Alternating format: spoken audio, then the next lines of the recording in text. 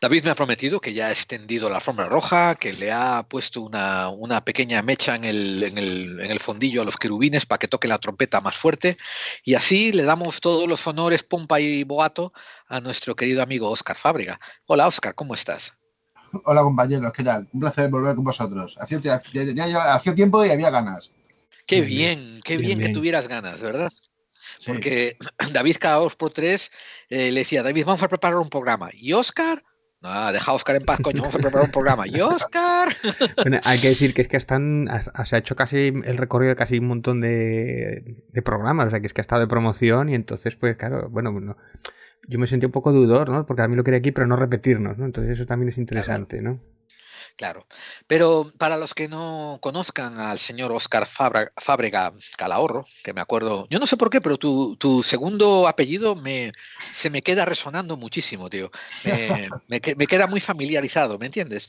Sí. Eh, pero el señor Óscar Fábrega es el que dirige una editorial que se llama Editorial Guante Blanco. Sí. Esa editorial Guante Blanco cuenta con bestsellers como, por ejemplo, Caballo de Cartón, que que es conocido de fama mundial, mundiosa, Sí, sí. de un autor que es muy poco conocido y poco dado a la fama, como David Santiso, ¿no? Muy discreto, muy Eh, discreto.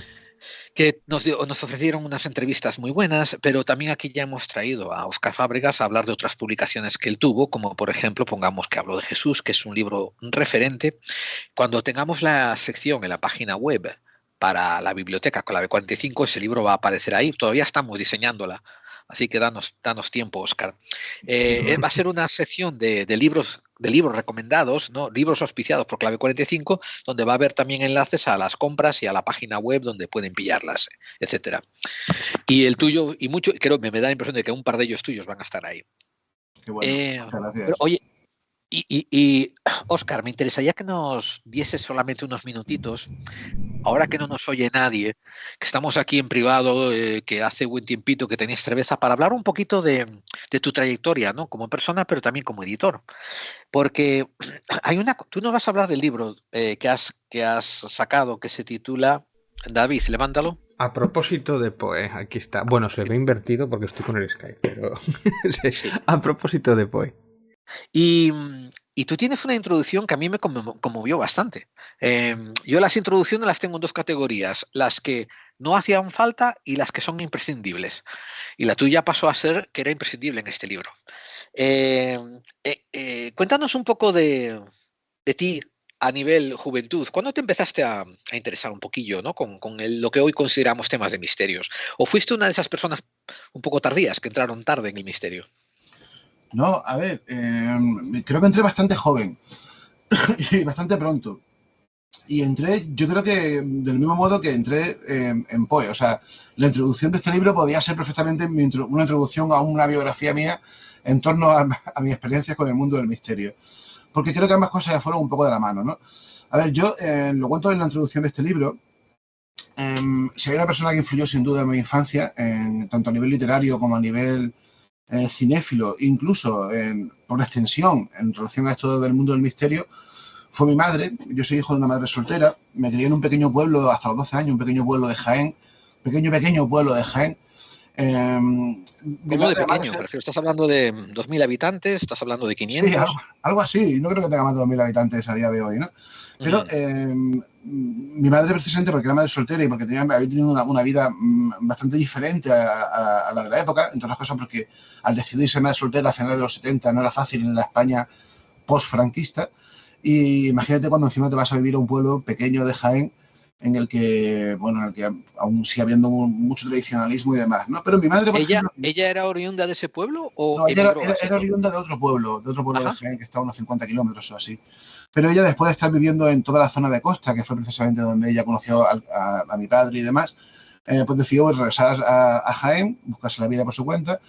Y ella, igual que mi abuelo, y eso lo destaco también en esta introducción, pese a ser personas que no tuvieron una formación académica, bueno, mi abuelo tuvo ninguna, mi madre tuvo muy poca, sí tienen una cosa muy clara, y eso tiene mucho que ver con sus ideales. Ambos eran comunistas, ambos eran de izquierdas, y ambos tenían muy claro que la única forma de armar realmente al pueblo era mediante la cultura, mediante los libros y mediante el conocimiento, ¿no? Y mi madre se enfocó y le dio muchísima importancia desde pequeño a eso, ¿no? a decir, esto es lo que vas a tener, tienes que formarte como persona y para eso tienes que leer. Y tienes que ver cine también, ¿no? Y igual que comento en la introducción, que yo recuerdo haber visto, por ejemplo, Lo que Viento se llevó en versión original, con subtítulos, leída, como decía mi madre, ¿no? Siendo un chaval y que mi inicio es en el mundo del cine. Yo soy un gran cinéfilo, de hecho, estamos en vídeo, si veis por aquí atrás, todo esto que se ve por aquí son películas. Yo tengo una colección de películas de como 4.000 títulos, porque es mi pasión, también en el mundo del cine. Y curiosamente nunca he escrito nada sobre el mundo del cine, algún día lo haré. También me introdujo en el mundo de los libros, ¿no? Y por extensión eso me acabó introduciendo en el mundo del misterio, ¿no? Porque mi madre era una persona que no era ni creyente ni le interesaba mucho estos temas, pero sí me hacía que me esforzase por leer. Y también, como digo, por el mundo del cine. Y ambas cosas me llevaron al mundo del misterio. ¿Cómo se esfuerza? ¿Cómo? Porque esto es un ejercicio. Yo, la generación de hoy día, es imposible que lean algo. Los niños, la generación Z. ¿Cómo te incitó, por curiosidad? ¿O no hubo que picarte mucho para leer? A ver, yo creo que la clave está en que yo desde pequeño la veía a ella leyendo. Ahí está. La clave creo que es esa, ¿no? El entender que leer no es una obligación, como por ejemplo, yo recuerdo que en la época del colegio a mí me daba rabia que me obligasen a leer los libros que querían que leyésemos, ¿no? Por ejemplo, La Celestina o La Zaricina de Tormes o el Quijote. O el Quijote, que son grandes obras y que después he sabido entenderlas. Pero con 14 años leer el Quijote claro, no... Claro, con 14 años uno tiene que leer otras cosas, ¿no? Pero ese creo que fue la clave, ¿no? El entender que es un entretenimiento y que uno puede coger y estar en una tarde tórrida de verano en la que no puedes ir a la calle porque está a 45 grados, pues lo mejor es estar al lado del ventilador en la sombrita con un buen libro, ¿no? Y entender que no pasa nada y que al revés, que es muy positivo estar 2 horas leyendo un libro en vez de estar viendo la televisión, que también hay tiempo para todo, ¿no? Que no hay que elegir, no hay que sacrificar nada. Y claro, recuerdo no hace mucho, en una sección que durante un tiempo tuve en la revista Enigmas junto a Mariana Fernández Urresti y Javier Arries, que se llamó Ruleta Rusa, que escribí un pequeño articulito que se llamaba Yo también fui un niño Goonie. Y ahí contamos un poco precisamente cómo había sido mi introducción al mundo del misterio. Y fue precisamente por el cine. Y fue por Spielberg. Yo tengo una gran pasión, y de hecho os anticipo, voy a hacer un super spoiler literario, y es que algún día me encantaría hacer algo parecido a este proyecto de Poe con Steven Spielberg, que creo que es alguien que primero a mí me marcó la vida, pero que también tiene mucho que ver con la popularización de muchos de estos grandes temas del misterio. O sea, por ejemplo, El Arca Perdida, El Santo Grial, sin duda están íntimamente relacionados con Indiana Jones. El fenómeno de OVNI con Encuentro de la Tercera Fase con ET, ¿no? Y los Goonies representaban perfectamente esa idea, ¿no? Eran niños que se meten en un misterio que tiene que ver con piratas, con tesoros perdidos y demás. Y son cosas que de alguna manera luego yo he ido investigando. Los piratas no, pero sí los tesoros perdidos, ¿no? Como bien sabéis. O sea, fue un poco mi introducción al mundo del misterio fue por ahí, ¿no? Fue por los libros y especialmente por el cine. Y recuerdo que, fijaos, hay una historia muy curiosa que muy poca gente la sabe, lo voy a contar ahora.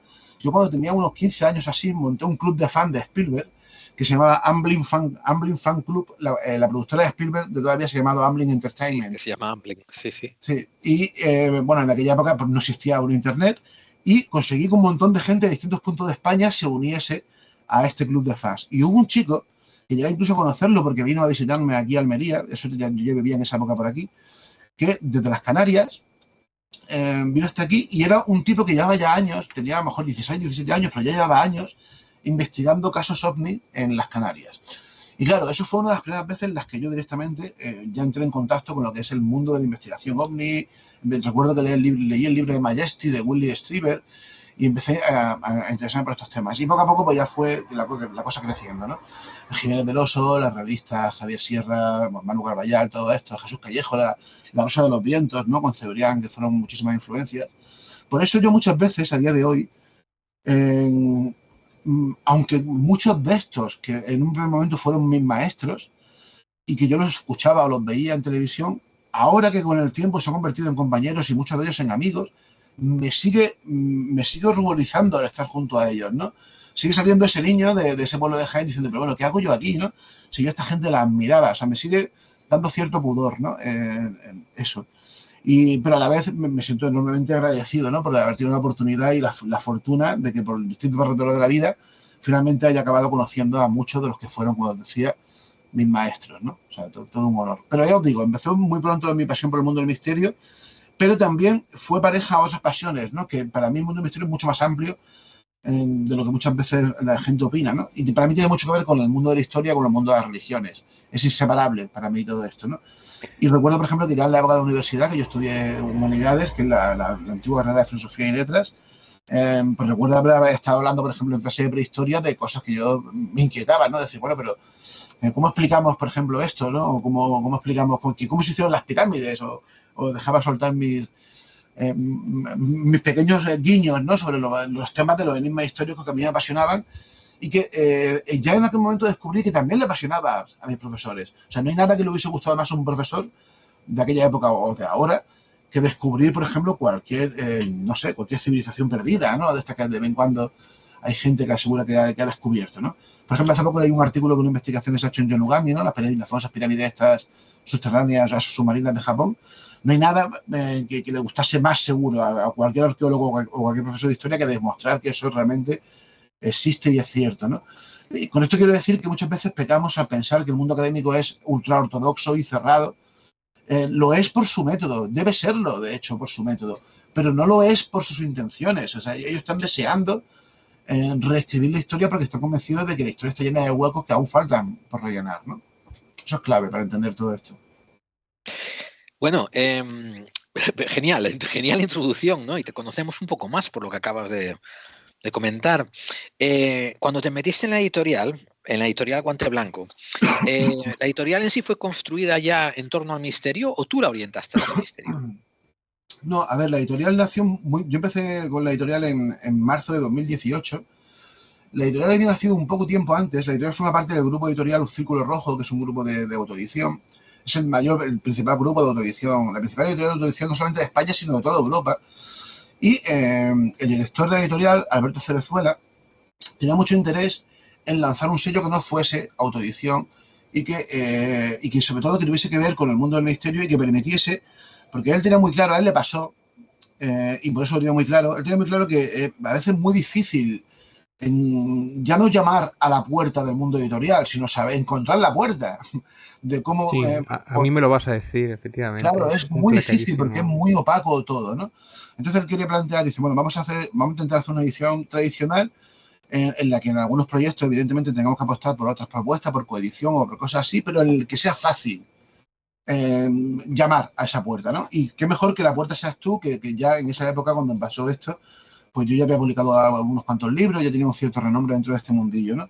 Entonces nos marcamos como objetivo, primero, que sea una editorial que sea accesible, a diferencia de cómo son el resto de editoriales, que yo entiendo que son muy, muy opacas.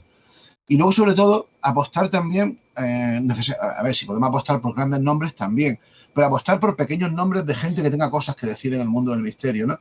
Y eso fue desde el primer momento que tuvimos claro que eso lo teníamos que hacer, porque realmente ni la inversión es excesiva, pese a que haya un cierto riesgo, y sobre todo que no pasa nada. O sea, que yo creo que al final todo suma y todo merece la pena, ¿no? Y tenemos muy claro también que tenemos que hacerlo desde Andalucía, porque en España, pues, afortunadamente, han cambiado las cosas, pero sigue siendo todo girando en torno a Madrid y Barcelona, como los dos grandes epicentros de todo lo que es la creación de contenido, ya sea literario, cinematográfico, lo que sea, ¿no? Y tenemos muy claro que el Círculo Rojo, ya que estaba aquí en Almería, en nuestra pequeña provincia andaluza, tenemos que potenciar esa idea, ¿no? De que hoy en día con Internet se puede publicar libros de cualquier sitio, y tenemos que también apostar especialmente por autores andaluces, porque por desgracia, no sé si Gerald lo percibe desde allí, estoy seguro que David sí, pero a lo mejor es mi percepción equívoca, ¿no? Pero yo creo que sigue habiendo un gran prejuicio respecto a los andaluces, en la idea de que nos ven de alguna manera, no todos evidentemente, ¿no? Pero se ve al andaluz de un modo como si fuésemos, no sé, como aquellos, como no sé, como fiesteros, como vagos, como... Sí, ¿cómo es? ¿Andalucifobia o Andalucifobia, se podría algo decir, así, sí, ¿no? claro. Sí, bueno, sí, pero la vida histórica, yo creo que se está quitando, poco a Se está poco, quitando, claro. Pero a raíz de que ha habido, yo creo, varios proyectos o varios películas en los cuales se mostraban distintos perfiles y tal, que podían Claro. copar, que antes no se le daban, más allá de la típica chacha de la casa de Emilio Aragón o cosas así. Pero que también pasa en Andalucía, ¿eh? O sea, que también te digo, en Andalucía, por ejemplo, durante muchos años hubo como un cierto pudor, sobre todo durante los años 90 y a principios del siglo XX, había como un cierto pudor por parte de la gente de aquí, y te hablo de gente de televisión, de gente de cine, de gente de las letras, por mostrar su acento andaluz. Es la Y lo digo vergüenza yo del precisamente acento que ya. tampoco tengo yo demasiado acento andaluz. Yo me imagino que la gente del norte sí me lo detecta rápido, pero no tengo un acento sevillano o Sí, cordobés. no es muy marcado, ¿no? Que hay gente que lo tiene muy Claro, marcado o claro, por son... ejemplo, Caravaca que es de Cádiz, los de la gente de Cádiz tienen un acento que es marcadísimo y súper potente y además súper bonito, porque el andaluz no es un idioma, pero sí que es un cúmulo, una suma de muchos idiomas distintos. Así que nos propusimos también un poco que fuese eso, un poco misterio con acento andaluz, ¿no? Y porque creo que hacía falta y porque igual que por ejemplo está Cidonia, que la dirige el amigo Pedrero con Gabriel Fernández desde Galicia, pues nosotros queríamos desde la otra esquina opuesta de España, pues lanzar algo así, ¿no?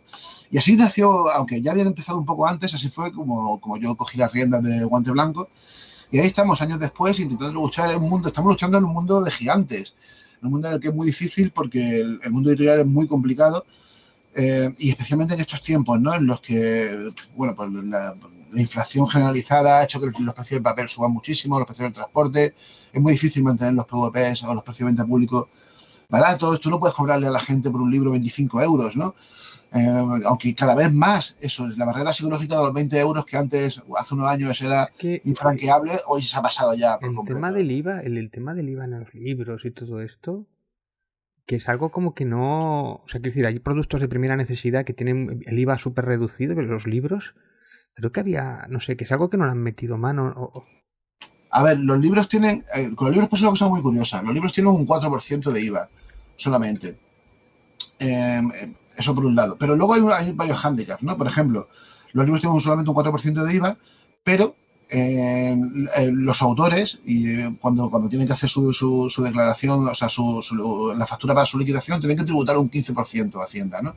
Cosa que por un lado, pues, bueno, es comprensible, pero por otro lado estamos en un país en el que muchas veces se nos llena la boca diciendo que queremos que se haga cultura, que la gente haga contenidos, que la gente promocione la cultura de muchas maneras, pero luego nos damos cuenta de que es muy difícil, ya no vivir de los libros, que es prácticamente imposible, sino ganar algo de dinero con los libros que no sea más que algo puramente anecdótico, ¿no?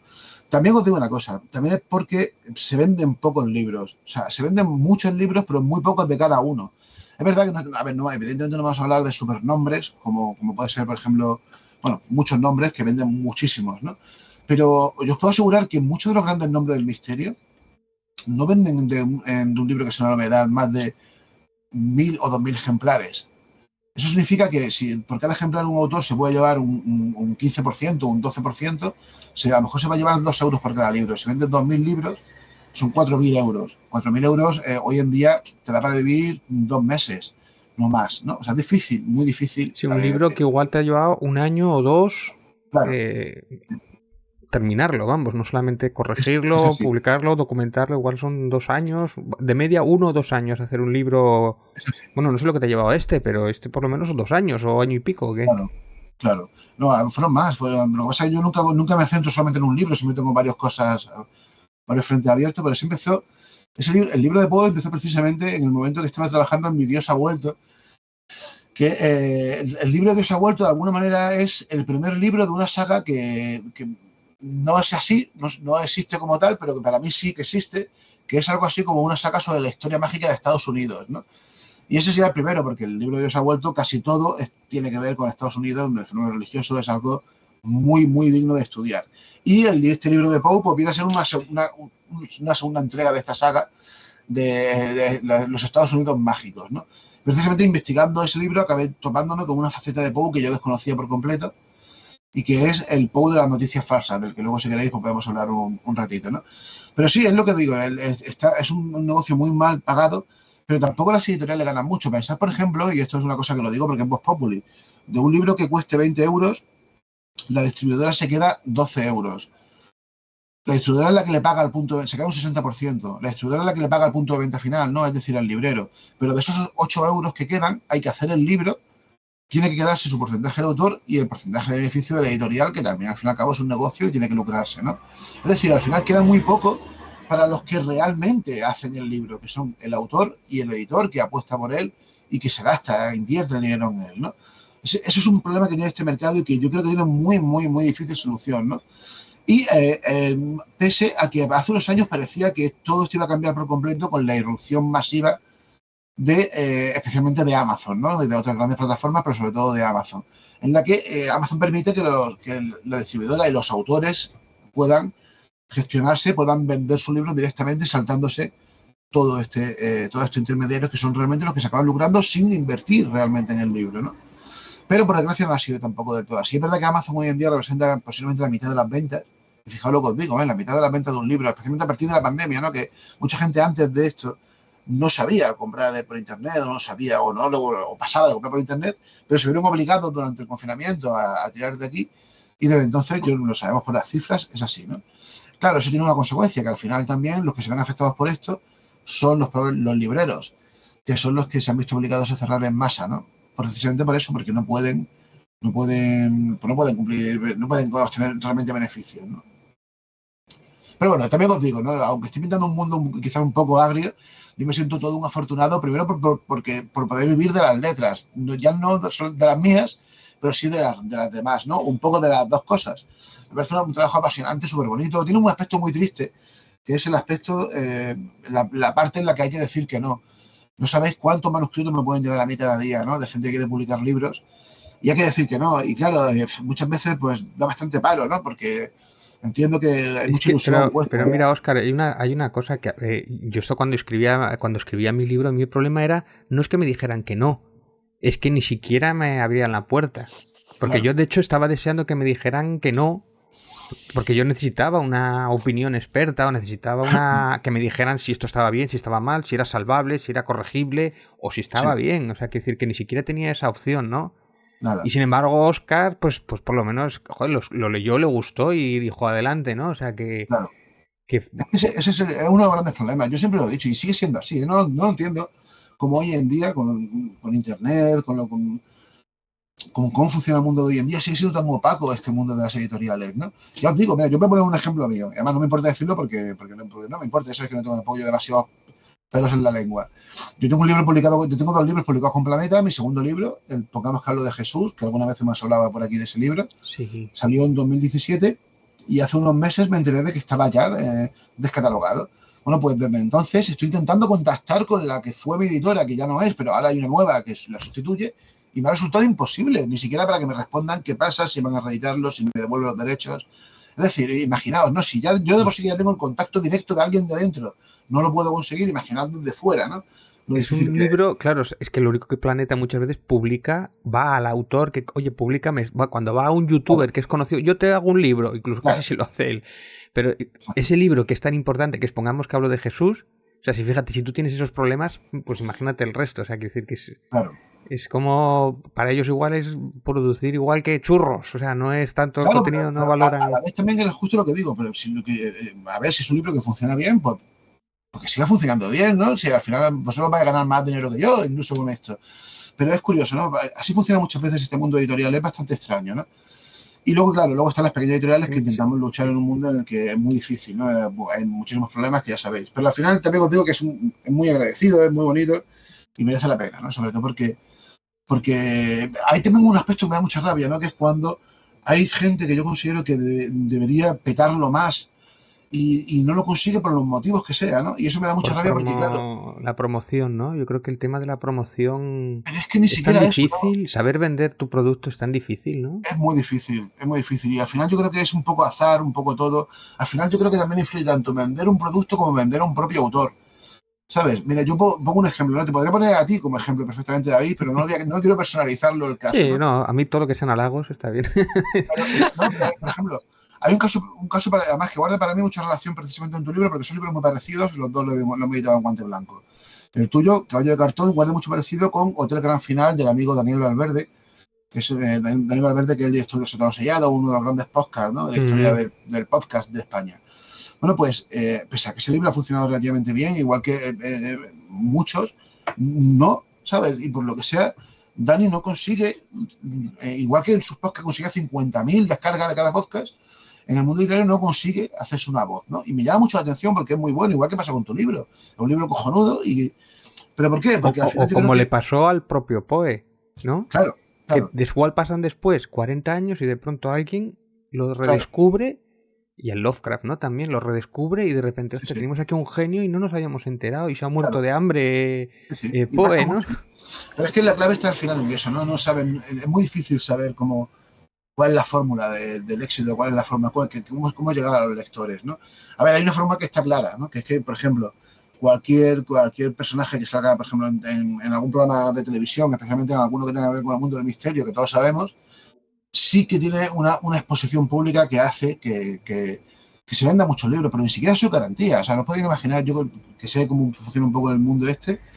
Hay autores que uno puede pensar que venden lo más grande y luego cuando ves las cifras dices, bueno, sí, venden mucho, pero no llega a ser suficiente como comparado con cualquier, lo que tú has dicho, ¿no? Con cualquier youtuber o con cualquier personaje que después, que lo preste, ¿no? cuando ganan pasta es cuando consiguen vender la licencia para una película, para una serie, Claro, que ahí es cuando hay pasta. Hasta entonces ahí es donde está la pasta. Van justitos. Sí, es que ahí es donde está la pasta, ahí en eso, ¿no? Yo muchas veces lo he dicho, ¿no? Yo, por ejemplo, que colaboro habitualmente con revistas, ¿no? Como Clio, o Más Allá, o Muy Historia. Que tampoco se gana tanto, ¿no? Por lo menos, no sé, en Mi Historia no lo sé, pero vamos, en la revista normalmente del misterio... No, muy poco. Se gana muy poco, pero al final se gana más incluso con los libros. Es decir, si tú publicas habitualmente, al final de un año seguramente vas a ganar más publicando artículos que publicando libros. Por poco que se gane en las revistas, que evidentemente también se gana muy poco. Y eso sin tener en cuenta que las revistas, sobre todo las dos primeras que he dicho, ¿no? Enigmas, Más Allá, por desgracia están condenadas a la desaparición en brevísimo tiempo, ¿no? ¿Por qué? Porque estamos volviendo a lo de siempre, ¿no? Creo que también influye mucho la cultura esta de lo efímero, de las redes sociales en las que cualquier cosa explota, ya se hace popular, se hace viral en cuestión de horas y en cuestión de horas desaparece por completo, ¿no? Y la gente ya no está ni para leer papel ni siquiera para leer libros. Yo creo que se lee aún bastante, pero no lo suficiente. Y también creo que si se venden muchos libros, también se venden por el objeto en sí.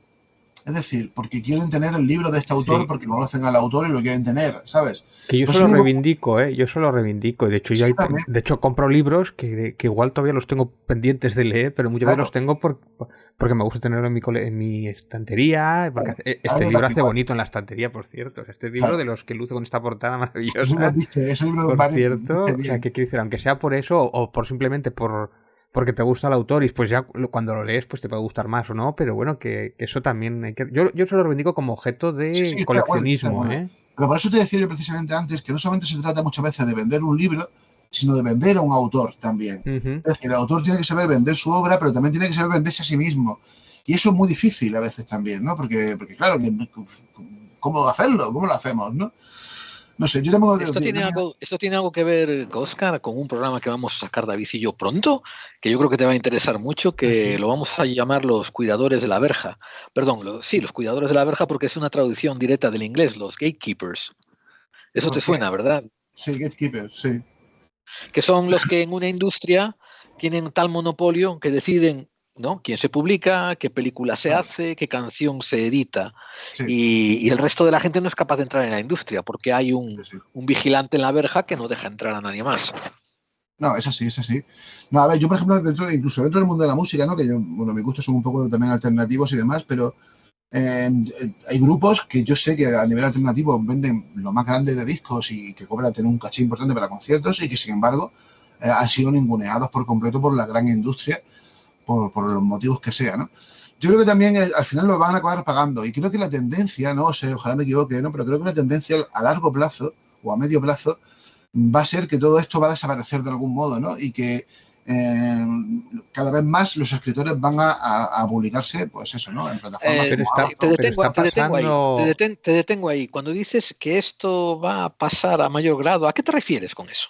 Me refiero al mundo, por ejemplo, al mundo editorial, ¿no?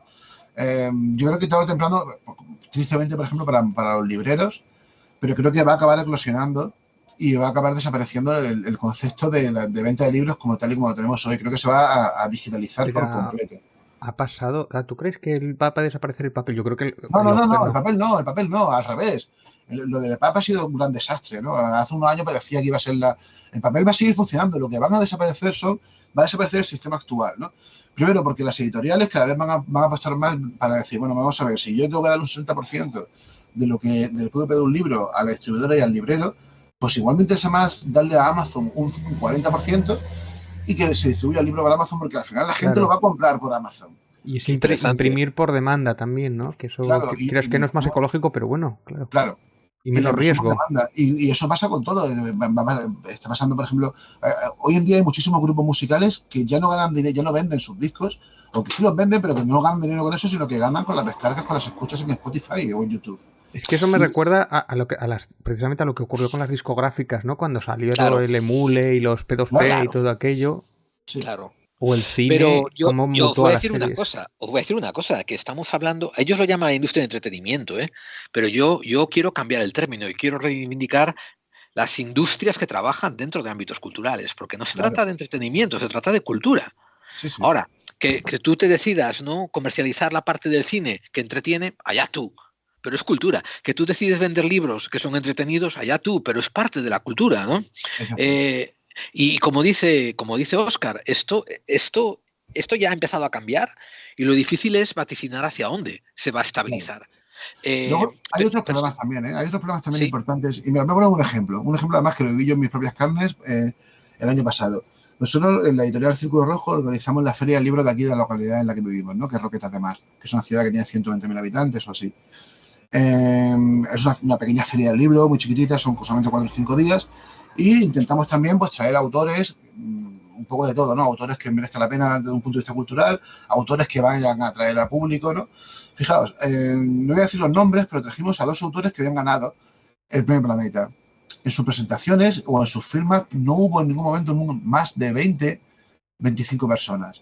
Sin embargo, vino una chica que firma con un seudónimo que se llama Leslie Kellen, el seudónimo, que es una chica que escribe narrativa romántica, que fijaos, esa chica tuvo 400 personas, además, solamente podían ser 400, ni una más, lo firmó por contrato, esperándola durante horas para que le firmase su libro. Con eso quiero decir, sí, estamos hablando de que es cultura, pero es que al final, quien compra libros no lo compra por cultura. Hay mucha gente que sí lo hace por cultura. Mucha gente lo compra por puro entretenimiento, o ni siquiera por eso, o es simplemente porque es un personaje como esta chica que se ha hecho viral gracias precisamente, a YouTube, a Instagram, a Twitter y a muchos factores de este tipo, ¿no? Es decir, es mucho más complejo que eso. Pero yo estoy de acuerdo en que por desgracia, al final está hablando de lo que yo decía, ¿no?, cuando hablaba de mi madre y de todo esto. La cultura y leer libros es importantísimo. No se trata solamente de eso, ¿no?, de pasar un buen rato leyendo un libro, sino aprender. Y se aprende de cualquier libro, incluso de cualquier novela. Pero déjame matizar una cosa, Óscar. ¿Tú te acuerdas, para los más viejunos entre nosotros, tú te acuerdas aquella colección que había que se llamaba la Biblioteca Austral? ¿Te acuerdas? Sí, claro, tengo muchos por aquí yo, sí. ¿Ves? Era una biblioteca de los años 80, ¿no?, una publicación de los años 70 y 80, que eran bastante asequibles, ¿no? Y bastante, o sea, en cuanto a calidad, un poquito cutres, pero asequibles de dinero. El problema era que un chaval, y esto me acuerdo yo, mi hermana era mayor que yo y se compraba gran cantidad de esos libros.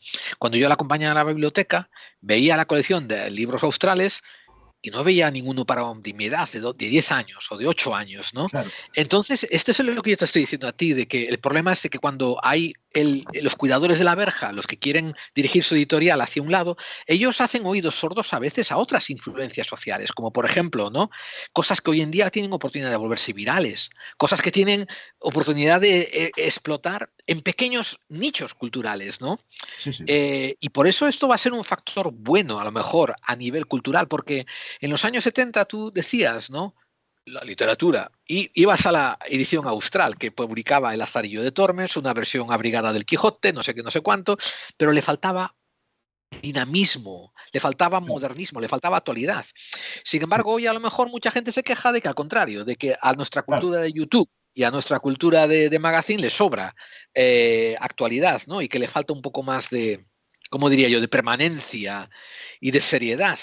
¿Tú crees que se encontrará balance al final? ¿O crees que esto siempre será una guerra continua, Óscar? No, yo creo que sí se encontrará balance, pero creo que al final la cosa va a cambiar cuando precisamente los guardianes de la reja dejen de tener tanto poder. O sea, que da igual, poner las rejas que queráis, que nos vamos a buscar la manera de otra forma. Las redes se supone que iban a democratizar todo esto un poquito más en los libros. Lo han hecho bastante. Las redes han permitido una cosa que es para mí esencial, ¿no? Hablo en mi caso, ¿no? Pero yo creo que en el caso de casi todos los autores actuales, el contacto directo con tus lectores. Es decir, hay gente que te escribe y te dice, oye, mándame un libro, me gustaría, ¿dónde? O se enteran de que va a hacer una presentación en tal sitio, o una firma en tal sitio y van para allá, ¿no? Las redes han permitido eso y han permitido que muchos de los autores que yo he publicado en Guante Blanco ha sido porque lo he conocido por redes sociales y he visto que era gente interesante y por lo que sea he visto que tenían a lo mejor estaban escribiendo un libro, estaban planteando algún proyecto y tal, y al final hemos acabado llevando a un acuerdo, ¿no? Eso es esencial, yo creo. El problema está en que también las redes sociales, pues bueno, ya sabéis lo que pasa, ¿no? Con ellas. Son auténticas devoradores de almas y bueno, ya saben, ¿no? Tienden a polarizarlo todo y a hacer que todo, que haya demasiado ruido muchas veces, ¿no? Y hay veces en las que me acabo agobiando, me acabo saturando de ese ruido y me acabo retirando unos cuantos meses, ¿no? Porque creo que es sano. También es verdad que... Cuando seguís a Óscar Fábrega en Facebook de vez en cuando, de cuando en vez veréis un post que diciendo, bueno chicos, me retiro por un mes, una semanita, y desaparece, porque... y Óscar desaparece por una semana o dos. ¿Se atacan mucho en redes entonces o qué?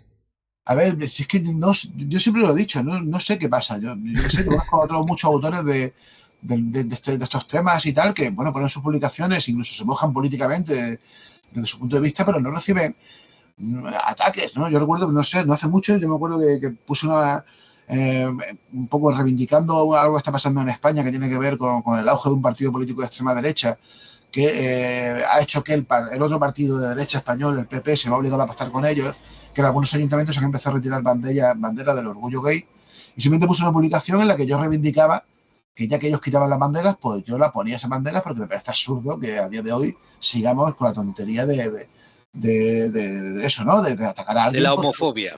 Claro, de atacar a alguien por sus conductas sexuales, siempre y cuando sean entre adultos y toleradas y demás, ¿no? Bueno, pues uno podía esperar, bueno, joder, pues lo normal es que todo el mundo esté más o menos de acuerdo, ¿no? Pues nada, pues en ese post recuerdo que no solamente me acusaron de ser un Illuminati, me acusaron de ser un pederasta, de estar acolchado, de ser algo de, no me acuerdo muy bien, ¿no? Pero algo así como de Soros, woke. Sí, eres un woke de Soros. Claro, y eso, entonces decir, pero bueno, yo te he visto a ti en la línea para la paguina.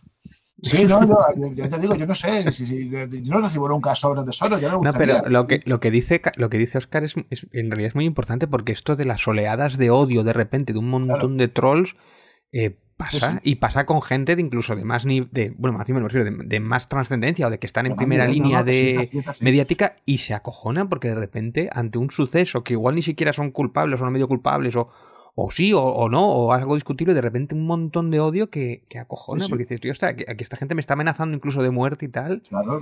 Y claro aparte que afecta. Y lo peor de todo, ¿sabes qué es? Que yo creo que al final lo que se consigue con eso, en mi caso no va a ser así, ¿no? Pero yo creo que en otros casos sí ha sido así. De hecho, yo conozco algún caso así también, ya, de algún amigo o compañero del mundo de las letras, que han optado por autocensurarse, por no exponer su opinión en público de ningún tipo, ¿no? Y al final, ¿qué es lo que pasa? Que al final, pues eso, al final gana el ruido, ganan los gritos. Y el ruido suele ser, casualmente, muchas veces de extrema derecha, ¿no? Claro, es así, ¿no? Eso sí, a ver, yo te vengo a decir una cosa, ¿no? Yo, por ejemplo, que sabéis que yo he enfocado un poco mi carrera literaria en el tema de las religiones y que lo voy a seguir haciendo, ¿no? En proyectos posteriores, no es que tenga miedo. Tendría más miedo si viviese en Estados Unidos, la verdad. Pero no es que tenga miedo, pero estoy empezando a ver la cosa jodida. Es decir, no me extrañaría nada que igual que, por ejemplo, dentro de eso que llaman cultura woke o cultura de la cancelación, ¿no? Es verdad que mucha gente se ha autocensurado y hay mucho cuidado en decir según qué cosas. Creo que se va a producir algo a la inversa con el auge de la alt-right esta nueva, ¿no? De las nuevas derechas estas, que van a hacer que, por ejemplo, mucha gente que opine sobre temas, por ejemplo, la religión de una perspectiva crítica se lo haga con cuidado, porque a mí no estoy nada, por ejemplo, que en España, por ejemplo, en las próximas elecciones gobernase este partido que os digo de extrema derecha, que no quiero decir el nombre. Lo voy a decir yo, Vox, subvencionado por el Yunque, que es una secta mexicana ultracatólica y están muy locos esa peña y quieren quitar el aborto, quieren quitar un montón de derechos LGTBI y un montón de cosas, sobre todo el Ministerio de Igualdad. y que Claro. están muy locos, o sea, y están Y muy un locos, y hay que que a su decirlo vez así, y que está... venga Lo abogados cristianos a denunciarme Exacto. si quiere. Ahí iba a Exacto. decir, Es que y un ese es que el a su tema, ¿no? vez va de la mano de abogados cristianos y también de Breitbart, que es Claro. en la derecha americana, la ultraderecha que ha creado el fantasma de lo woke. Continúa, Oscar, que Bueno, te estamos robando el protagonismo. y Es los que de no, es que Putin. eso es exactamente eso, claro, es que al final eso no me extraña nada que igual que, por ejemplo, está pasando en Estados Unidos, yo conozco algún caso de gente que está, no es que esté siendo perseguida, pero que sí que ha sido denunciados por analizar críticamente el cristianismo. Hay un tipo, no recuerdo cómo se llama, ¿no? Pero es un autor que ha publicado un libro en el que le da una caña brutal al evangelismo blanco de Estados Unidos, no al evangelismo negro, sino al blanco, que está muy relacionado con el trumpismo y con la extrema derecha y demás yanquis, que lo han denunciado precisamente, ¿no? Por esto, ¿no? Por decir que es un libro que incita al odio. Pero es que ya ha pasado en España, ya fue el gobierno anterior de Rajoy ya institucionalizó la blasfemia como una ilegalidad. Es decir, hay una ley que hoy en día permite juzgar a la gente por atentar contra los sentimientos religiosos. Claro, eso es muy peligroso porque ¿qué es atentar contra los sentimientos religiosos? El que yo diga, por ejemplo, que Jesucristo posiblemente fue un guerrillero o encabezó un grupo que además de religioso era posiblemente político y armado, eso puede ofender a alguien en sus sentimientos religiosos. Y al final, lo que os digo, el problema ya no es que a mí me enmarronen por eso, porque además incluso me podría venir hasta bien, ¿no? Que sea publicidad gratuita. El problema es la cantidad de gente que se puede llegar a censurar, a autocensurar, para evitar que eso pase, ¿no? Que hablábamos de la cultura de la cancelación, y al final los que están cancelándose a sí mismos o autocensurándose somos los de la izquierda, en principio. O sea, claro, los que tenemos un sentido crítico, no necesariamente de izquierdas, ¿no? Que es que a mí me recuerda a lo de versos satánicos. Estamos ahí. O sea, que al libro este que casi... Al final lo mataron, no me acuerdo si lo mataron al autor de versos satánicos. Han atentado contra él un par de veces. Sí. Salman Rushdie. Pero permitirme poner aquí solamente una pausa para tomar un vaso de agua cada uno y refrescarse, y continuamos con esta interesantísima conversación con Óscar Fábrega, el editor de Guante Blanco y el escritor de Pongamos que hablo de Jesús y a propósito de Poe. Entonces, Óscar, te prometo que dentro de poquito vamos a pasar a hablar de Poe, pero mientras tanto... Pero mientras tanto, ¿cómo ves la situación? Porque has comentado esto de que pueden ponerte una denuncia por blasfemia, ¿no? Que a mí me parece algo tan extrañamente ilógico como ponerte una denuncia por falta al honor. ¿Cómo ves la situación en España en cuanto a esto? ¿Cómo la comparas, por ejemplo, en Estados Unidos? Si tienes preguntas, yo te contesto lo que te haga falta de Texas y Florida. A ver, Estados Unidos es un mundo muy poliédrico y muy maravilloso. En todos los aspectos, incluso la parte oscura de Estados Unidos es maravillosa, ¿no? A ver, Óscar, te corrijo una cosa. Estados Unidos es maravilloso de verlo desde España. Eso te iba a decir, vista desde aquí, claro. A ver, son sociedades muy distintas y nunca va a pasar exactamente lo mismo, ¿no? Pero yo estoy viendo, mira, hay cosas que a mí me llaman mucho la atención y que estoy viendo y que pensaba que nunca más iba a volver a ver o que nunca iba a ver, ¿no? Por ejemplo, yo pensaba que nunca iba a ver en España gente rezando enfrente de una clínica abortista. Yo pensaba que nunca íbamos a ver en España a un vicepresidente de una comunidad autónoma sugiriendo que a las mujeres que vayan a abortar hay que ponerle el sonido del corazón del feto latiendo, ¿no? Pensaba que eso no lo íbamos a ver. Yo recuerdo en mi época de... Todas esas tendencias exportadas de ultraconservadores americanos, ¿eh? Y las hicieron antes en Estados Unidos. Y precisamente del evangelismo blanco, de los protestantes blancos de Estados Unidos, que tienen mucho poder, que han sabido generar una cultura de lo cristiano que va más allá de lo religioso, que se ha convertido prácticamente en un modo de vida. O sea, hoy en día ningún presidente de Estados Unidos se le ocurriría decir que es ateo. Nunca ha sido así, pero hoy en día sería impensable por completo. Sería impensable, ¿eh? Perderían un porcentaje de... En su hipocresía tan absoluta, estos evangélicos y esta extrema derecha blanca de Estados Unidos tienen los santos huevos de adorar un tipo como Trump, que es exactamente todo lo contrario a los principios religiosos que ellos defienden. O sea, ellos defienden primero la creencia en el cristianismo fundamentalista y ortodoxa. Defienden la familia como el eje esencial de todo, ¿no? Y estamos hablando de un personaje como este señor que no cumple para nada con esto. Pero claro, hay que tener en cuenta que ese evangelismo de allí, que se ha exportado aquí, os recuerdo, no hace mucho en un meeting del PP apareció una pastora evangélica colombiana que tiene bastante fuerza en España. O sea, que no estamos tan lejos. Bolsonaro en Brasil ha ganado ganó gracias al Partido Evangélico de Brasil, que le proporcionó 15 millones de votos. El golpe de Estado que se produjo en Bolivia contra Evo Morales fue protagonizado por la extrema derecha unida a los evangélicos, y la toma de posesión de la presidenta, que creo que está ahora presa, la que dio el golpe de Estado contra Evo, se hizo en un templo evangélico también, ¿no? Es decir, hay que tener cuidado con dar auge a este tipo de gente. Pero fijaos, mira, yo os pongo un ejemplo. En mi adolescencia, como buen antifascista, yo recuerdo en más de una ocasión enfrentarme a ir a alguna manifestación en contra de grupos como la Falange o Fuerza Nueva, o grupos de este tipo, ¿no? Que en aquel momento eran todos los skinheads, ¿no? Los neonazis estos que en aquella época se diferencia fácilmente, ahora son cayetanos. En aquella época se veía muy claramente el aspecto que tenían, ¿no? Porque iban todos rapados y con esvásticas, ¿no?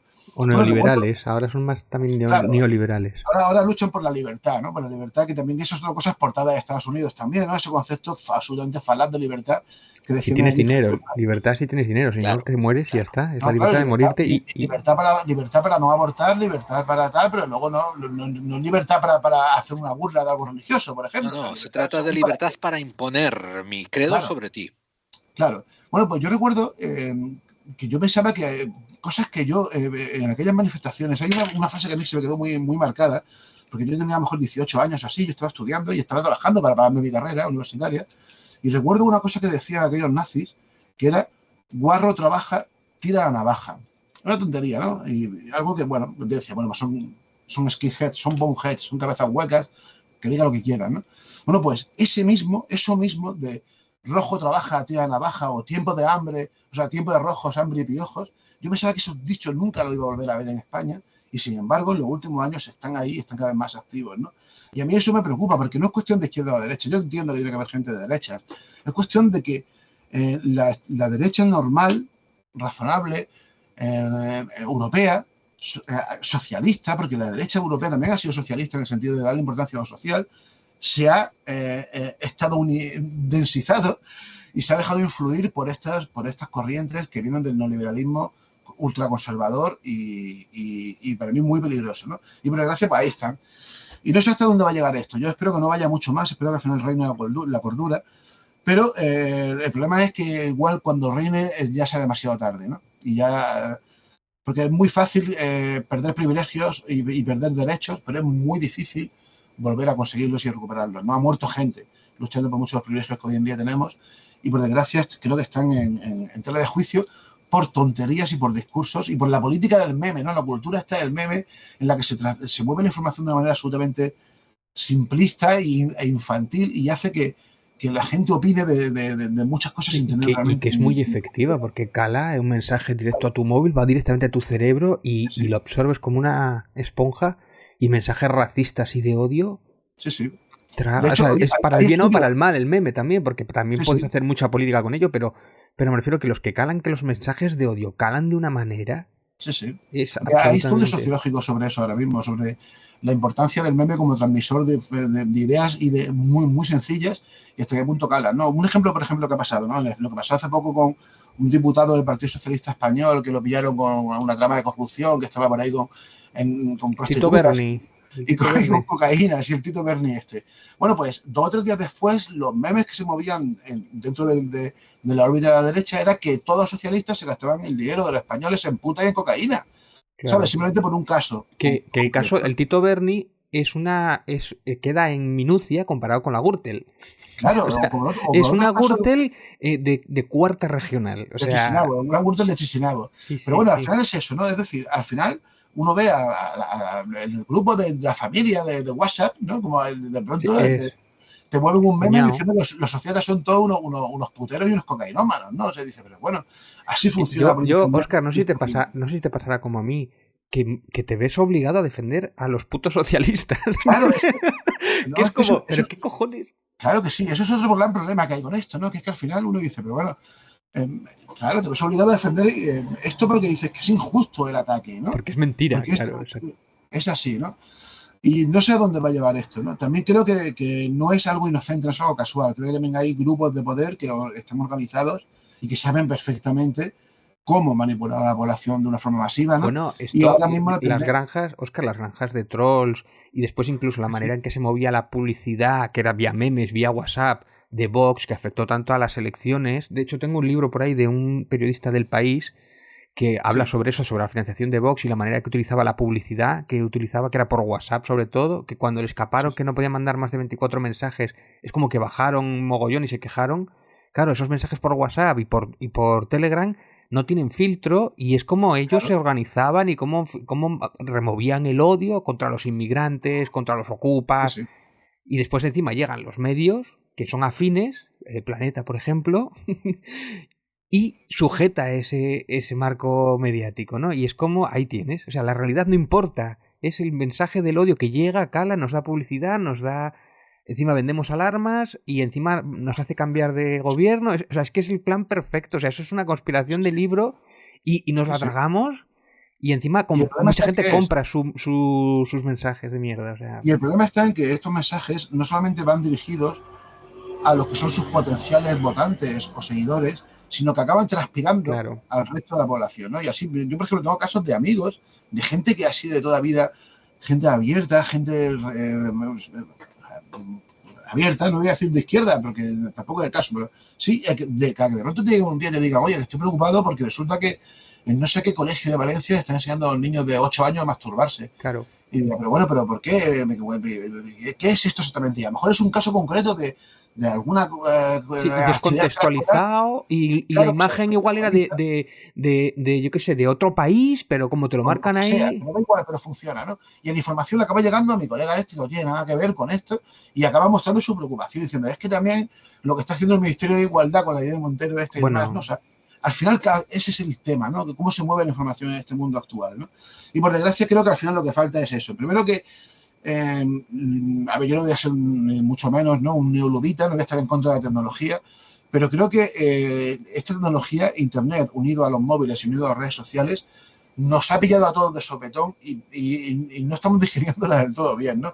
Creo que hace falta un tiempo de adaptación para que tengamos conciencia de hasta qué punto podemos estar siendo manipulados de forma masiva unos y otros por cómo se mueve la información, por cómo quién decide qué información llegue claro, el problema es que los que se supone que muchas veces tienen que regir esos medios o esos filtros son cómplices de esta conspiración. Claro. Se les interesa esa manipulación. En ese contexto os digo que hay tres patas del problema, ¿no? Uno que es que, como dice Óscar, que la sociedad en sí no está técnicamente preparada ni para ejercer sentido crítico ni para ejercer ese sentido crítico sobre los medios digitales que ellos consumen. Pero después hay otra pata, que es la que dice David, que es que los esquemas de gobierno que están supuestos a protegernos y a velar por nosotros están completamente comprados, están completamente sobornados y ayudan a quienes pagan, que por lo general son los que tienen el dinero, que por lo general son la ultraderecha.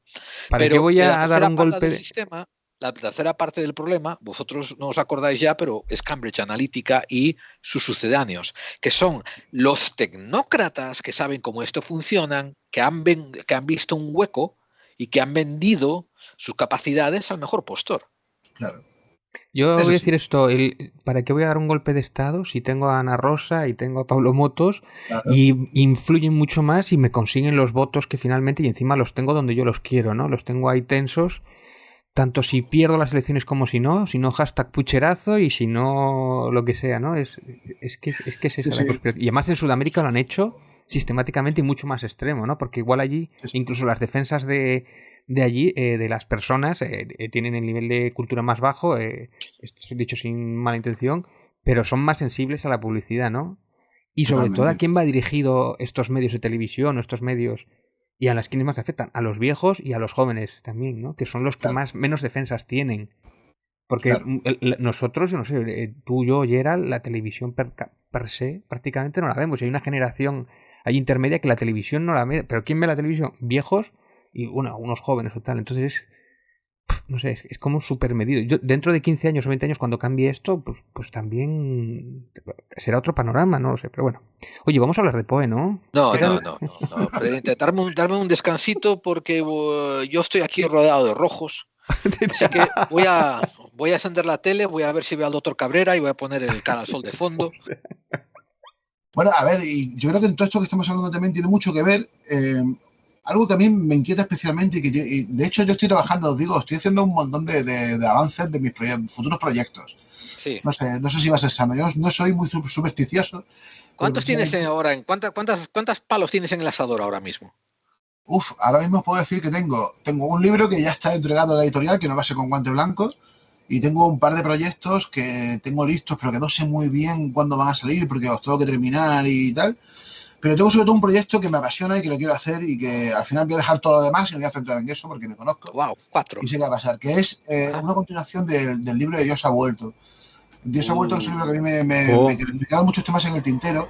Sí, y uno de los temas que me quedó en el tintero es el concepto de verdad y que eso guarda mucha relación con todo el movimiento conspiranoico, con todo el movimiento anticientífico, que a la vez guarda mucha relación con movimientos que tienen que ver con eso, con los evangélicos, con los fundamentalistas religiosos, que además están muy relacionados también con la conspiración, pero también con la negación de la ciencia, ¿no? Y con un concepto que a mí me gusta te lo compro mucho, inmediatamente, oye. Yo también. Hay un concepto que además tiene mucho que ver, no tiene que ver con esto, pero a mí me gusta mucho. Y de ayer, además, no sé si en Estados Unidos se ha conocido o no esto, que es lo que se conoce como la filosofía do it yourself. Hazlo por ti mismo. Esa filosofía, aunque no tiene que ver exactamente con lo que voy a decir, pero a mí me gusta llevarla a este terreno, ¿no? Y es la idea muy anticientífica que cada vez existe más y que guarda mucha relación con este concepto de verdad. Ahora entenderéis por qué os cuento esto de concepto de verdad. Que consiste en que la negación de cualquier tipo de autoridad científica previa. Es decir, el conocimiento acumulado de la historia de la humanidad no vale para nada. Lo que importa no vale para nada, todo empieza contigo, todo lo que tú descubras. Claro. Es decir, ¿dónde coño está la curvatura de la Tierra? Como yo no la veo, pues la Tierra es plana, ¿no? Eso parece una tontería, pero eso lo han dicho gente, yo no me refiero a toda la provincia, sino gente importante. Por ejemplo, el propio Shaquille O'Neal lo llegó a decir en alguna ocasión, ¿no? Pero a lo que voy con esto... Y mira qué salto para ver la curvatura. Claro, mira que no estaba a punto de ver, seguramente se podría verla. El problema es esa idea, la idea de fondo, ¿no? El concepto, es decir, la verdad relativa, existe este concepto tan difuso de posverdad, y mi verdad vale tanto como la tuya, ¿no? ¿Verdad? Pero no, hay verdades que no son ni mías ni tuyas. Te tengo que encontrar un artículo para mandártelo que habla, es un filósofo de una universidad de Massachusetts, donde dice que el do-it-yourself philosophy es un sucedáneo esperado del pull yourself by your bootstrap philosophy. Claro. Que eso es completamente neoliberal, que es el individualismo yanqui y tú llegas a conseguirlo por ti mismo, avanza, hazte director de empresa, hazte dueño de compañía por tu propio esfuerzo y sin pedirle nada a nadie. Entonces, lo nuevo, filosóficamente hablando, es esto, es descubre tú la ciencia porque tú lo vales. Exacto. ¿Cuál es el problema de esto? Que el problema de esto es que eso estaría muy bien si no fuese porque ¿Qué cara le quedó a David de asco? No, es que todos los males del mundo se resumen en neoliberal. O sea... No, es que al final viene todo de ahí, ¿eh? Al final viene todo de ahí. Al final la culpa de todo esto la tiene John Wayne, básicamente. John Wayne y Billy Graham. Billy Graham, que era un pastor evangélico muy famoso en Estados Unidos en los años 50, que entre otras cosas fue uno de los que propició el triunfo de Nixon y que era un personaje absolutamente abominable, ¿no? Pero es que es así, ¿no? Billy Graham, por ejemplo, fue uno de los que aprobó también, apoyó públicamente, consiguió que la mayoría de los evangélicos estadounidenses apoyasen a Ronald Reagan. Y Ronald Reagan fue el padre fundador del neoliberalismo, tal y como lo conocemos hoy en día, junto a Margaret Thatcher, ¿no? Que son la reina y el rey de este tablero de ajedrez. Es que lo de Reagan, siempre me acordaba de la promoción que hizo de no las guerras, pero a la vez las Black Ops las financiaba con dinero de las drogas. O sea, puede ser más neoliberal, básicamente, ya que la sociedad pero mal en general. Os dejáis atrás a una figura importantísima, que es Jack Welch. Algún día, y David y yo vamos a hacer un monográfico sobre él no lo sabe todavía, pero vamos a hacer algún día, que es el hombre que cambió el capitalismo estadounidense en los años 60. Sí. Sí, yo sé si queréis, y también tiene que ver con todo este contubernio, ¿no? Pero bueno, al final, el problema es que hay al final de todo esto, es que el concepto de verdad es muy relativo, cada vez más relativo cuando no debería serlo. Hay verdades que son, no absolutas, por lo menos bastante fiables, ¿no?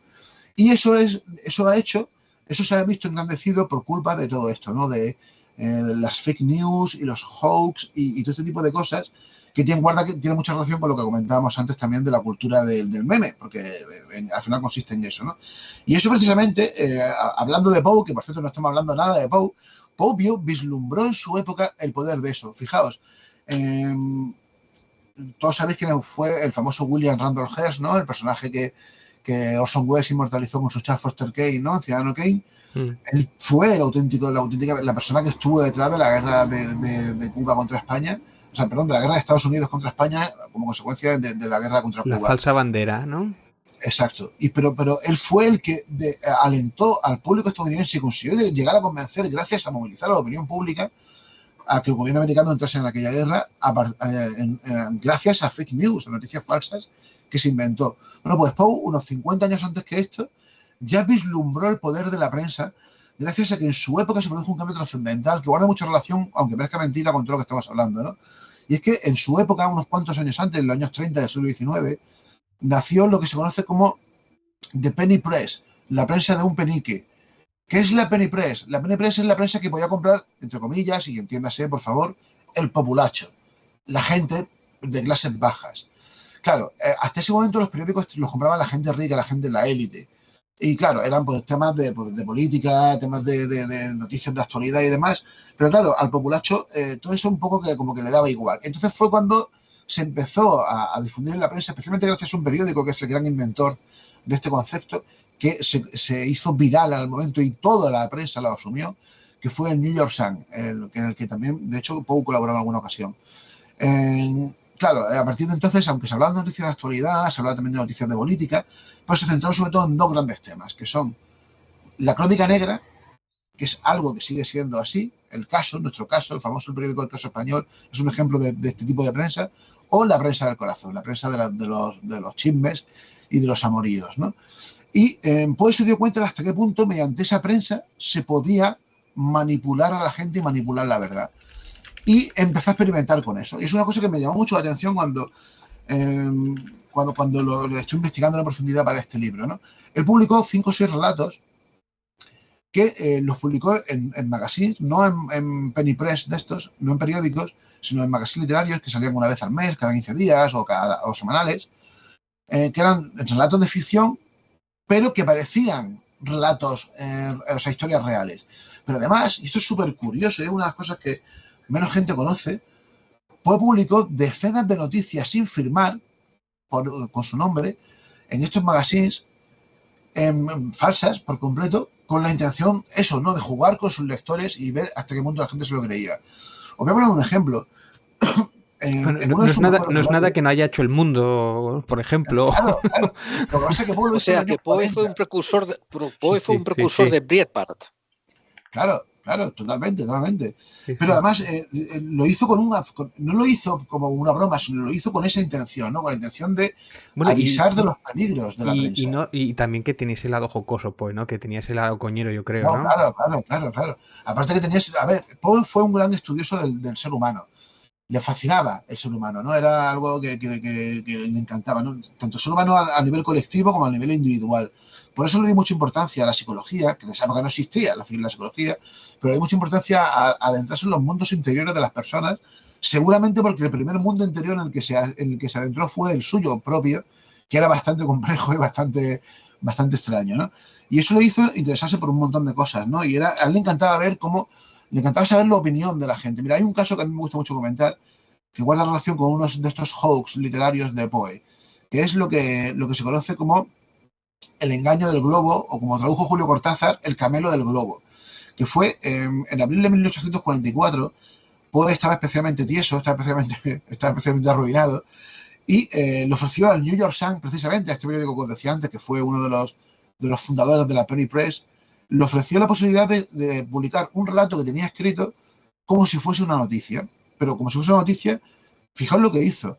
Le convenció al New York Sun para que en la edición matinal del periódico apareciese una pequeña noticia en la portada en la que anunciaban que en una edición especial que iba a salir unas cuantas horas después, iban a hablar de una noticia increíble de última hora en la que se hablaba de que por primera vez un globo había cruzado el Océano Atlántico y además solamente en 16 horas. Fue así, salió la edición de la mañana, salió la edición a las 12 y Poe, fijaos lo que hizo. Se dirigió hasta, no recuerdo cómo se llama la calle en la que estaba el New York Sun, pero se dirigió hasta allí y de pronto se encontró con una multitud que estaba congregada para pactarse con el periódico. Cuando llegó hasta allí ya no quedaban copias del periódico y le fastidió bastante. Así que, de hecho, ya había gente en reventa. Esto sabemos por una carta que le escribió luego a un amigo suyo, se llama William Kennedy, en la que le explicó aquello, ¿no? Entonces le dijo a su amigo, era increíble, la gente estaba vendiendo el periódico por $1. ¿sabes? Cuando él había cobrado por hacer esa noticia, $4 solamente. Había inventado el sensacionalismo, ¿no? Un poco. Claro. ¿Y qué es lo que pasa? Que se le fue la olla, porque Poe era un personaje a la vez que era un personaje con una cultura vastísima, con un punto sarcástico increíble, bueno, también con un mundo interior bastante complicado y bastante depresivo, pero luego también era un tipo bastante iracundo. De hecho, él se batió en duelo en varias ocasiones en su vida con varias personas, ¿no? A mí me recuerda un poco nuestro Valle Inclán, que guarda muchos parecidos con Poe en muchos aspectos. Bueno, pues se le fue un poco la olla allí en aquella mañana, del 16 de abril de 1844, y empezó a ir a gritarle a la gente diciendo que no, que esto es mentira, que esto es lo he inventado yo y demás. Y la gente no le creía. Y eso que ya en esa época Poe era un personaje relativamente conocido porque acababa de publicar El Cuervo, que fue todo un pelotazo. Fue su mayor pelotazo, por el que tampoco ganó mucho dinero, pero que sí le dio bastante fama, ¿no? Es decir, ese es para mí el auténtico Edgar Allan Poe. El poder de tener la noticia impresa, o sea, el que está en el periódico tiene que ser cierto. O sea, si está ahí, no, claro, ¿quién, claro. y ¿A quién me ha dicho alguna vez? Oye, no, que esto que te digo es verdad, que es que lo he visto en un documental, ¿no? O que esto que te digo es verdad porque es que lo he visto en las noticias. Bueno, perdona, pero es que las noticias precisamente no son fuente de certidumbre ninguna. Claro. Las escribió Poe. Sí, yo os digo, a ver, Poe fue un visionario en muchas cosas de su web, en muchas cosas, y sobre todo fue un gran analista. A ver, yo tengo la firme convicción de que si pretendemos encontrar quién fue Edgar Allan Poe en su obra, lo vamos a encontrar en muchos. Yo en el libro hago un poco ese ejercicio, que a veces es un poco atrevido, porque quizás peque de determinismo, ¿no? De dar por hecho que quien yo creo que es Poe fue realmente Poe, pero hay un personaje suyo, que es su gran personaje, un personaje al que le dedicó 3 relatos, Auguste Dupin. Hombre, Los crímenes de la calle Morgue, exacto. Auguste Dupin, para mí, es un alter ego del propio Poe. La prueba que tenemos no en el primer relato, en Los crímenes de la calle Morgue, que es una auténtica maravilla, sino en el segundo relato, El misterio de Mary Rogers. Ese relato es muy curioso porque no deja de ser, o sea, es simplemente la transcripción de una investigación real que Poe hizo sobre un crimen real que se produjo en Nueva York, que él la extrapoló a París y puso a Auguste Dupin como el investigador que estaba estudiándola, ¿no? Pero realmente era algo que él había investigado. Y había investigado con un nivel de obsesión increíble. Era un personaje, Poe, con una capacidad analítica tremenda. Y Auguste Dupin es, sin duda alguna, para mí, su alter ego más claro y más evidente, ¿no? Ese caso, el misterio de Mary Rogers, se pudo tirar como 7 meses, absolutamente enfrascado en esto. No lo consiguió resolver, aunque se acercó bastante. De hecho, el caso está sin resolver a día de hoy. Se acercó bastante a la posible explicación de esto, ¿no? Pero a mí me encanta entender y releer la obra de Poe, entendiendo cómo era él y entendiendo esto, ¿no? Voy a poner otro ejemplo también. Bueno, espera, y es que me sacas lo de Dupin, claro, es que yo me flipa, que esto es otra cosa, o sea, 3 relatos, sí. Que es esto finísimo, y inventa lo policíaco, o sea, inventa Sherlock Holmes, es decir, Sherlock Holmes Conan Doyle lo que hace es copia la fórmula, se apropia de ella, que yo no sé hasta qué punto de derechos de autor podría ser, y claro, tú tienes a Conan Doyle, ¿ves, no? Y lo que hace es repetir la fórmula con este tocho aquí, para que suene. Claro. Pero no reinventa, de hecho incluso con un poco de desgana. Y con 3 relatos y creo que no hace nada más así de esto parecido.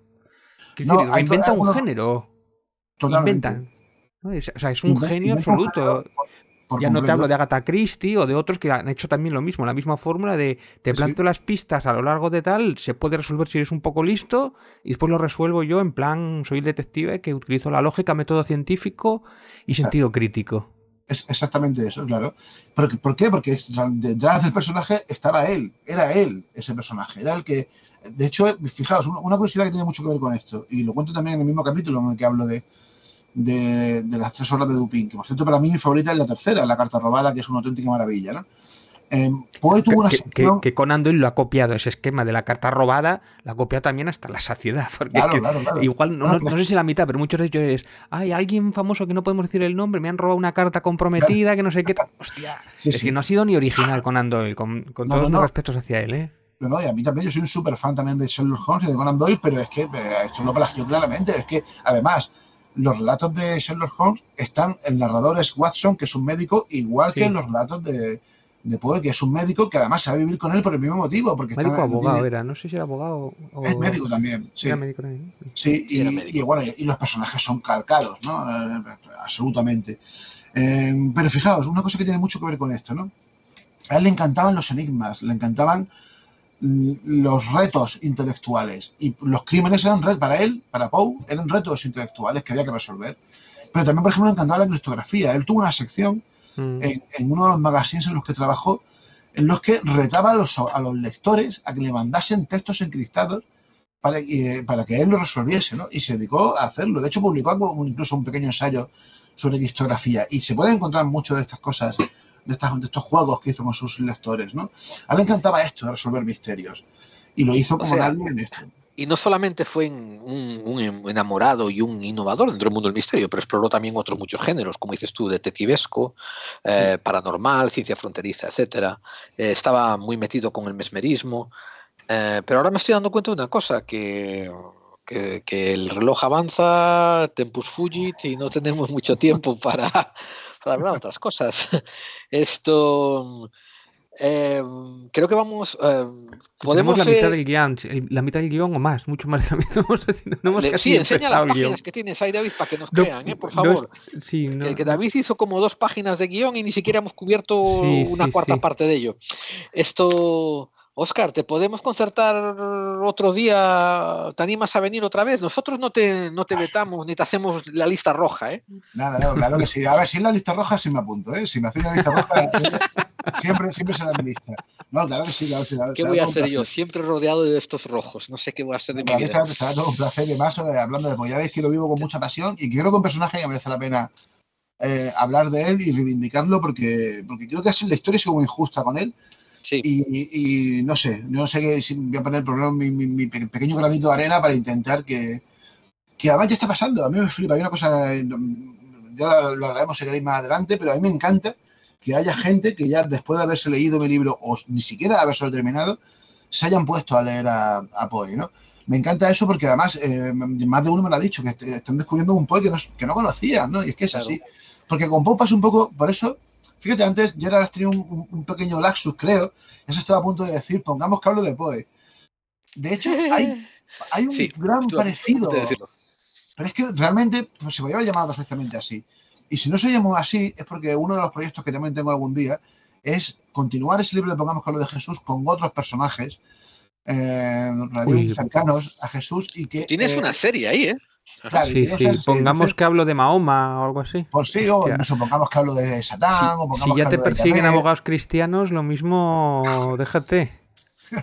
Yo estaría deseando leerlo, pero... Y por eso decidí hacer esto, ¿no? A cambiar un poco el rollo que se basa a propósito de Poe. Pero al final la intención es similar. O sea, para mí son personajes que evidentemente no tienen nada que ver, Jesús con Poe, pero que mi forma de afrontarlos sí es muy parecida. Es decir, yo cuando voy a escribir ese libro de Jesús, quería escribir, a ver, a lo mejor soy un poco prepotente, un poco creído, ¿no? Pero quería escribir un libro definitivo sobre Jesús.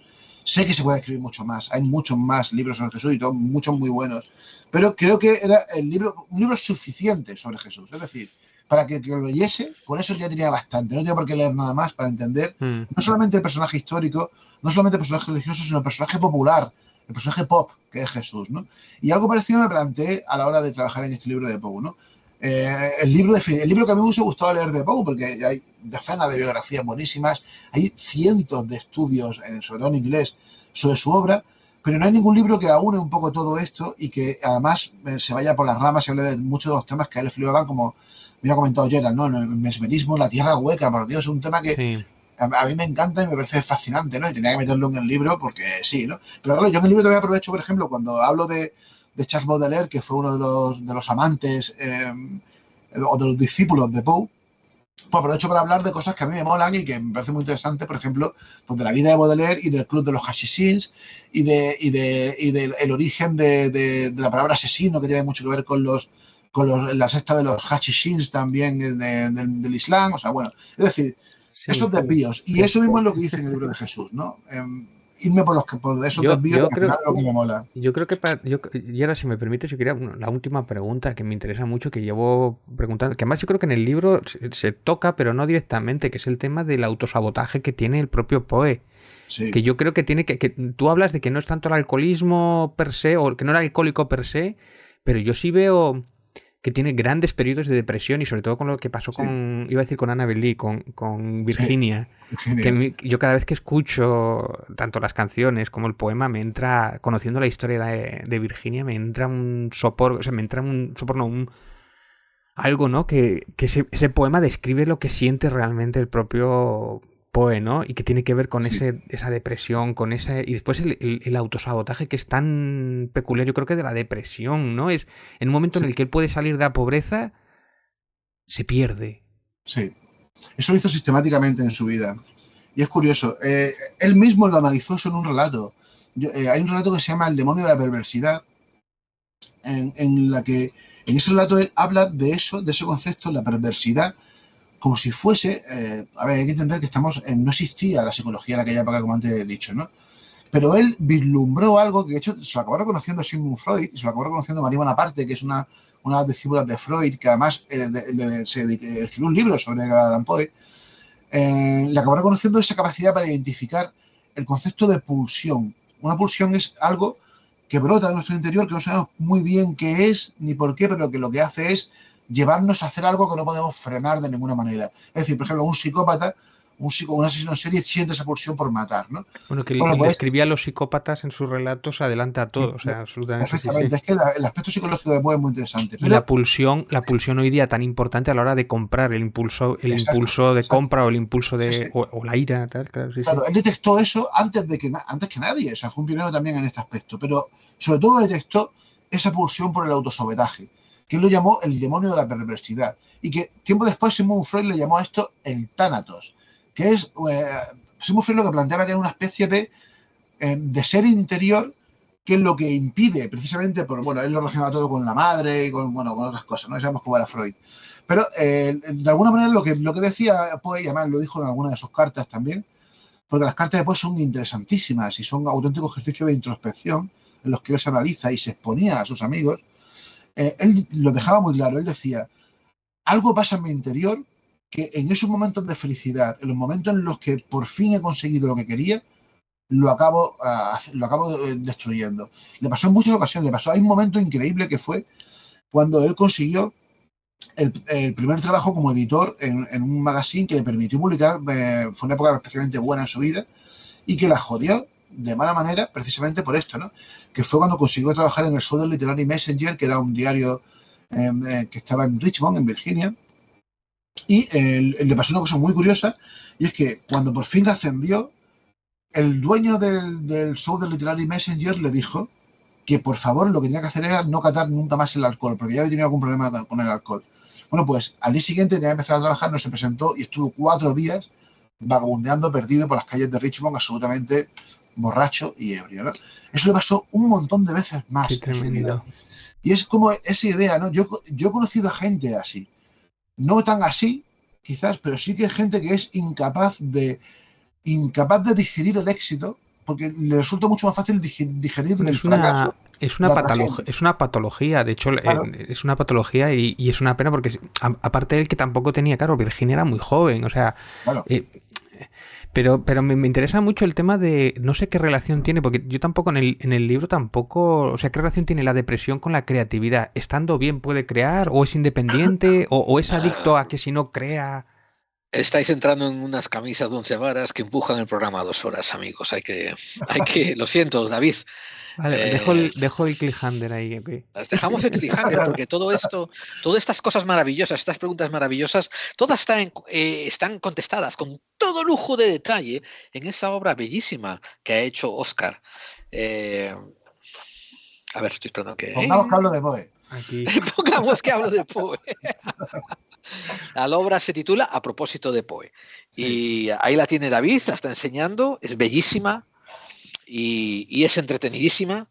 Y bueno. Con Julio Verne, Lovecraft, Stevenson, ¿no? ¿Y quién es el otro? Charles Baudelaire y Julio Cortázar. Ah, Julio Cortázar. Julio Cortázar, que es otro personajazo. Ya os digo que son personajes que merece muchísimo la pena conocer. Claro. Y a mí esto me ha venido de puta madre, con perdón, para hablar de ellos, ¿no? Porque tengo aquí las traducciones de Julio Cortázar, de obras de mejor, Edgar Allan Poe, que tú le corriges, a mí me hace gracia, que le corriges en varias ocasiones y dices, esto no está bien traducido porque no sé claro, qué. Claro, es que hay otro problema con esto, ¿no? Ya ves, yo no es que domine demasiado el inglés y menos el inglés decimonónico de Poe, que es absolutamente... A ver, no es tan barroco como el de Lovecraft, que era barroquísimo el hombre, pero sí es un inglés con un vocabulario amplísimo y con muchísimos matices, ¿no?